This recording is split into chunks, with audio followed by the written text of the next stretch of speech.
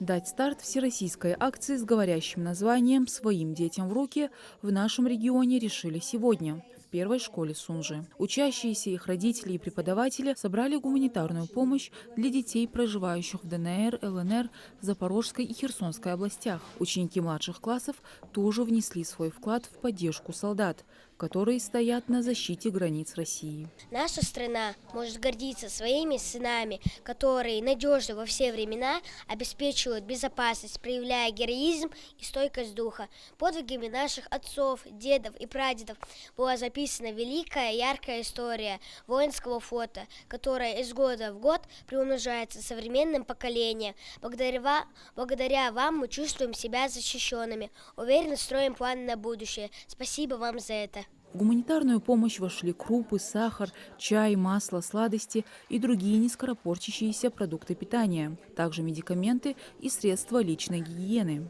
Пополняли список желающие даже сегодня, незадолго до отправки груза. В России акция «Детям в руки» проводится под эгидой уполномоченного по правам ребенка Марии Львовой-Беловой с апреля 2022 года. Основная задача – обеспечить детей и их родителей с территории новых субъектов России самым необходимым – оказать поддержку в трудную минуту. Аппарат уполномоченного при главе Ингушетии по правам ребенка решил присоединиться к благому делу, внеся небольшие изменения. Мы чуть-чуть переименовали акцию СВО «Своим детям в руки».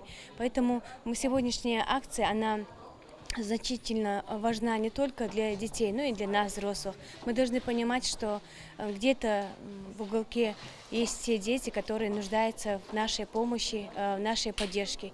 Поэтому я думаю, что такие акции, они необходимы в плане того, что мы воспитываем своих детей в патриотизме, и дети должны понимать и чувствовать.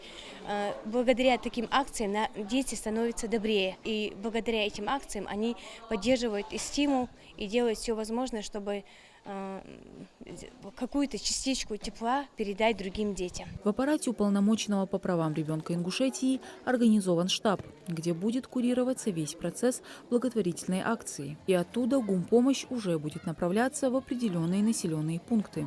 На мероприятии присутствуют координаторы проекта «Навигаторы детства», который напрямую направлен на популяризацию патриотического воспитания подрастающего поколения. Подобные мероприятия по оказанию гуманитарной помощи мы проводили на базе Троицкой 4-й школы и планируем проводить желательно во всех школах Республики Ингушетия. Принять участие в акции «Своим детям в руки» и тем самым дать им возможность полноценно жить, радоваться самым простым вещам и чувствовать себя нужными может каждый желающий. Мадина Цора, Мавладгирия Хильгов, Магаз 24.